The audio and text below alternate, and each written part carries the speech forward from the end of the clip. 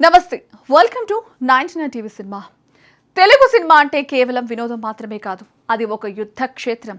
ఓవైపు ఎన్టీఆర్, ఏఎన్ఆర్ వంటి దిగ్గజాల హవా ముగుస్తున్న సమయం, మరోవైపు యాక్షన్తో ఇండస్ట్రీని ఊపేస్తున్న సూపర్ స్టార్ కృష్ణ. కానీ సరిగ్గా అప్పుడే టాలీవుడ్ ముఖ చిత్రం మీద ఒక మెరుపు మెరిసింది. మెగాస్టార్ చిరంజీవి అనే తుపాను ఖైదీ రూపంలో వచ్చి ఇండస్ట్రీ పునాదులను కదిలించింది. అగ్ర హీరోలందరిలో ఒక్కటే టెన్షన్, అదే ఊపును ఆకాశానికి ఎగపాకేలా పసివాడి ప్రాణంలో బ్రేక్ డాన్స్. విజయశాంతితో కలిసి చిరంజీవి చేసిన డాన్సులు, ఫైట్లు చూసి జనం వెర్రెక్కిపోయారు. అదే సమయంలో సూపర్ స్టార్ కృష్ణ కెరీర్ రిస్క్లో పడింది. వరుస ఫ్లాపులు పలకరిస్తున్నాయి. అప్పుడు ఆయన ఒక కీలక నిర్ణయం తీసుకున్నారు. తన సొంత ఇంటిని తాకట్టు పెట్టారు. దర్శకుడిగా మెగా ఫోన్ పట్టారు. బాక్స్ ఆఫీస్ పై సర్జికల్ స్ట్రైక్ చేశారు. అదే సింహాసనం. ఆ సినిమా సృష్టించిన ప్రపంచనం ఏంటి? బెజవాడ వీధుల్లో పోలీసులు 144 సెక్షన్ ఎందుకు విధించాల్సి వచ్చింది? టాలీవుడ్ హిస్టరీలోనే మోస్ట్ థ్రిల్లింగ్ సక్సెస్ స్టోరీ ఇప్పుడు మీ ముందుకు. అది 1980ల కాలం. తెలుగు సినిమా స్వర్ణయుగం నుంచి కమర్షియల్ విప్లవం వైపు అడుగులు వేస్తోంది.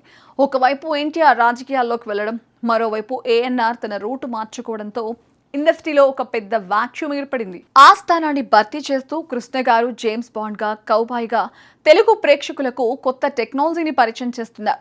కలర్ సినిమా అన్నా, స్కోప్ సినిమా అన్నా కృష్ణ గారే గుర్తొచ్చేవారు. కానీ కాలం ఎప్పుడు ఒకేలా ఉండదు. హఠాత్తుగా చిరంజీవి అనే ఒక యువ కెరటం ఖైదీ సినిమాతో బాక్స్ ఆఫీస్ ను ముంచెత్తింది. చిరంజీవి డాన్స్ స్టైల్, ఆ మైకేల్ జాక్సన్ మూమెంట్స్ చూసి కుర్రకారు పిచ్చెక్కిపోయారు. అప్పటి వరకు అగ్ర హీరోలుగా ఉన్న కృష్ణ, శోభన్ బాబులు కోటలు బద్దలయ్యే పరిస్థితి వచ్చింది. సరిగ్గా ఆ సమయంలోనే కృష్ణ గారు వరుస పరాజయాలతో సతమతమవుతున్నారు. ఒకవైపు చిరంజీవి క్రేజ్ రోజు రోజుకి పెరుగుతోంది, మరోవైపు కృష్ణ గారి మార్కెట్ పడిపోతుంది. ఇండస్ట్రీలో ఒక మాట వినిపించింది, కృష్ణ గారి పని అయిపోయింది అని. కానీ సూపర్ స్టార్ అంటేనే పోరాటం. ఆయన వెనకడుగు వేసే రకం కాదు. తన ఉనికిని చాటుకోవడానికి, తన సామ్రాజ్యాన్ని కాపాడుకోవడానికి ఆయన ఒక మాస్టర్ ప్లాన్ వేశారు. అదే సింహాసనం. అయితే ఈ సినిమా తీయడం అంత సామాన్యమైన విషయం కాదు. దీనికి భారీ బడ్జెట్ కావాలి, విజువల్ గ్రాండ్యూర్ కావాలి. నిర్మాతలు వెనకడుగు వేస్తున్న తరుణంలో కృష్ణ గారు ఒక సంచలన నిర్ణయం తీసుకున్నారు. తన కష్టార్జితంతో నిర్మించుకున్న సొంత ఇంటిని తాకట్టు పెట్టారు. సర్వం పనంగా పెట్టి సింహాసనం యుద్ధానికి సిద్ధమయ్యారు. కృష్ణ గారు ఈ సినిమా కేవలం హీరో మాత్రమే కాదు, కథ, స్క్రీన్ పై ఎడిటింగ్ మరియు దర్శకత్వ బాధ్యతలను కూడా భుజాన వేసుకున్నారు. మన దేశంలోనే మొట్టమొదటి 70mm 6 ట్రాక్ స్టీరియోఫోనిక్ సౌండ్ సినిమాగా దీనిని మలచాలని కంకణం కట్టుకున్నారు. ఒక పౌరాణిక ఫ్యాంటసీ డ్రామాను టెక్నాలజీతో మేళవించి తెరకెక్కించారు. జయప్రద, రాధ వంటి అగ్ర హీరోలను తీసుకుని రాజభవనాలు, యుద్ధ విమానాలు కాకుండా భారీ ఏనుగులు, గుర్రాలు, వేల మంది జనం మధ్య యుద్ధ సన్నివేశాలను చిత్రీకరించారు.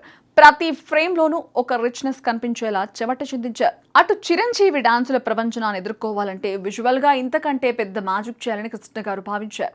1986 మార్చి 21 తెలుగు చలనచిత్ర చరిత్రలో ఒక మర్చిపోలేని రోజు. సింహాసనం థియేటర్ల ముందుకొచ్చింది. అప్పటి వరకు కృష్ణ గారిని విమర్శించిన వారందరి నోళ్లు మూత పడేలా ఆ సినిమా ఓపెనింగ్స్ వచ్చాయి. సినిమా మొదలైన మొదటి నిమిషం నుంచే ప్రేక్షకులు ఒక కొత్త ప్రపంచంలోకి వెళ్ళిపోయారు. ఆ భారీతనం, ఆ సౌండ్ ఎఫెక్ట్స్ థియేటర్లలో ప్రేక్షకులని సీట్ల నుంచి లేచి డాన్స్ చేసేలా చేశాయి. సూపర్ స్టార్ కృష్ణ గారి నటన, ఆయన కటౌట్ చూసే అభిమానులు పూనకంతో ఊగిపోయారు. సింహాసనం కేవలం హిట్ కాదు, అదొక సునామీ. ఈ సినిమా సృష్టించిన ప్రభావం ఎంతలా ఉందంటే విజయవాడ వంటి కేంద్రాల్లో సినిమా టికెట్ల కోసం జనం కిలోమీటర్ల మేర క్యూ కట్టారు. తొక్కిసలాటలు జరిగాయి, థియేటర్ల అద్దాలు పగిలిపోయాయి. చివరకు పరిస్థితిని అదుపులోకి తెచ్చేందుకు పోలీసులు యంత్రాంగం రంగంలోకి దిగాల్సి వచ్చింది. ఇక సినిమా థియేటర్లలో పరిసరాల్లో 144 సెక్షన్ విధించారంటే అర్థం చేసుకోవచ్చు. ఆ రేంజ్లో జనం ఎగబడ్డారు. ఒక సినిమా కోసం 144 సెక్షన్ విధించడం అంటే టాలీవుడ్ చరిత్రలోనే అరుదైన ఘటన.